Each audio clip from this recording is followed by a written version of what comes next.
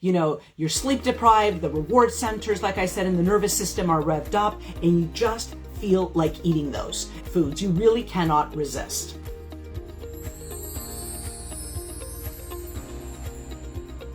So it's hard to make better choices when you are sleep deprived. Now you're thinking, my goodness, sleep really does factor in my weight management journey. So what do I do? So the good news is that you can do something to help this, okay?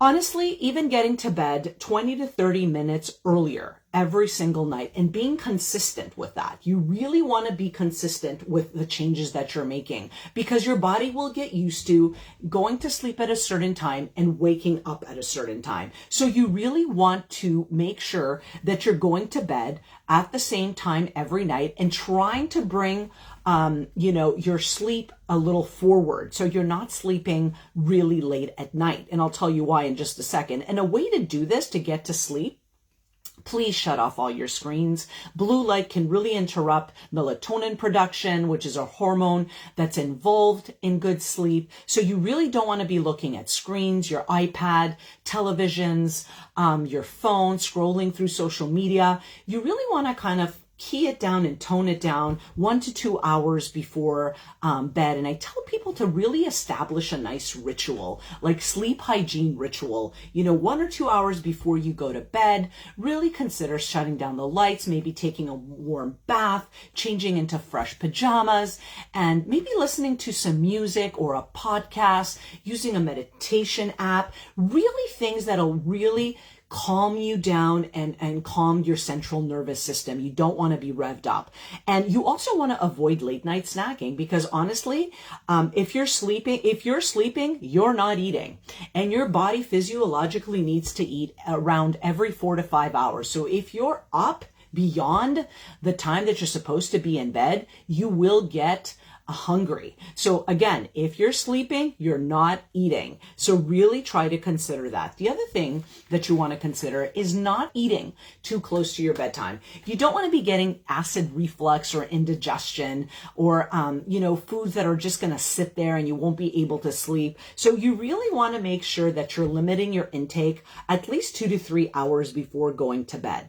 Another important piece is actually exercise and how exercise can help you with sleep. Lack of sleep actually decreases your will to exercise, okay? Because you're tired and you don't feel like going out there. And lack of exercise can actually affect your sleep. And again, there is really good research that shows that people that regularly exercise have an easier time of falling asleep. Really, really powerful.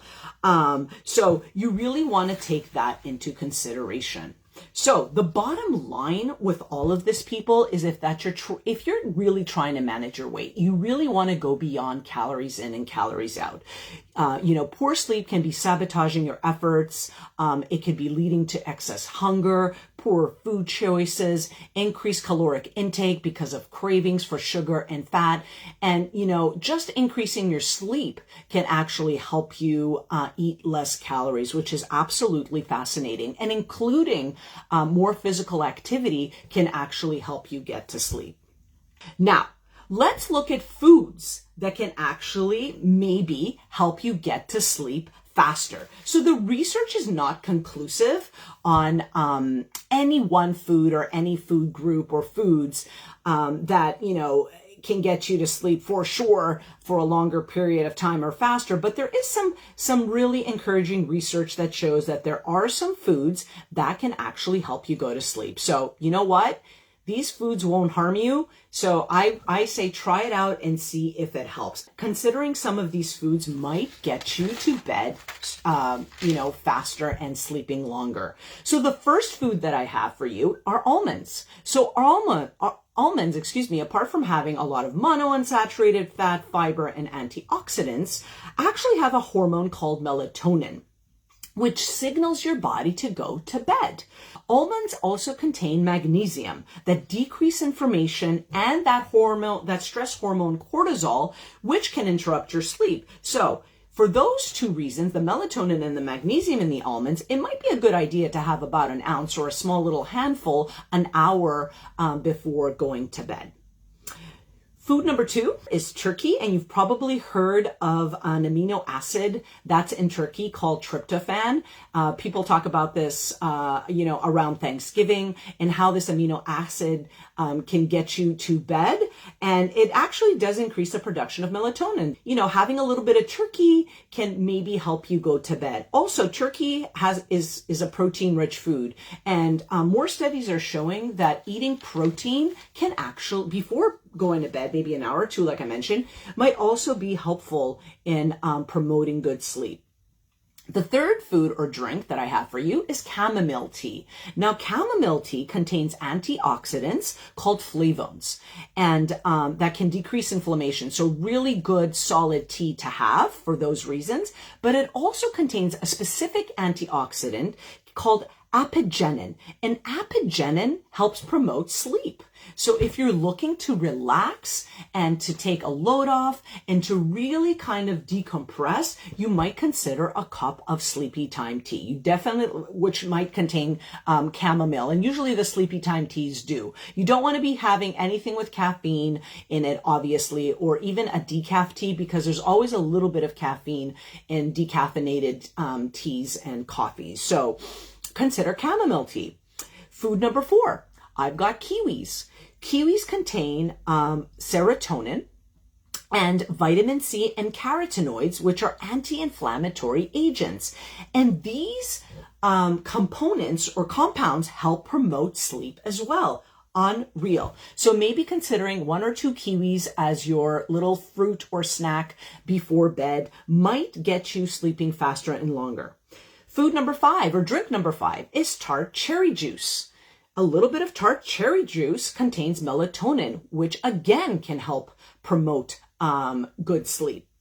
Food number 5, fatty fish like salmon, tuna, trout, or mackerel. These foods contain a very good amount of vitamin D and omega-3 fatty acids. And that combination may have the potential to increase the production of serotonin, which we just spoke about, that actually helps promote sleep. So a little bit of fatty fish for dinner, which can also help you get to sleep faster and hopefully longer. The last food that I have for you today, folks, is our dairy products. So having a little bit of milk, and you've probably heard of that, right? Like people drinking a warm cup of milk. There is some truth to that. Milk, a little bit of cottage cheese or plain yogurt also are sources of tryptophan, what we found in the turkey and other foods, which actually helps promote sleep. So maybe having that warm cup of milk can help you get to sleep faster. So, bottom line, these are foods that you can try. I recommend them. I recommend that you have one of these 7 foods if you're having a hard time getting to bed. But over and above these foods, and of course, never have them too close to bedtime, but over and above that, really consider really good sleep hygiene rituals, getting to bed at the same time every night so you can wake up at the same time, getting to bed so you can sleep 7 to 9 hours in order for you to be able to get that good sleep that will not increase your hunger hormones and decrease your satiety hormones or increase hormones that make you crave sugar and fat. So, food for thought. Really hope that you consider making sleep a priority in your life. Obviously, there are other pieces to the weight management puzzle. Obviously, food and the amount of food we eat, how we eat, why we eat is also very important. Exercise and movement and stress levels and how to minimize your stress also are very important factors in weight management. But honestly, if you want to work on one thing, I would say work on your sleep. If you feel you're not getting good sleep, that could be the missing link for you. So I hope you enjoyed this live tonight. If you have any questions for me on tonight's live, please reach out on my website at www.mynutritiondesign.com. You can also send me an email at vula@mynutritiondesign.com if you're interested in staying in touch and receiving information through my newsletters, recipes, helpful tips and tricks. Just drop your name and your email address in the box that'll pop up when you visit my website, and we can stay connected that way. Please consider subscribing to my YouTube channel in order to receive notifications of great content just like this. So until then, I bid you adieu to your health and to great food always.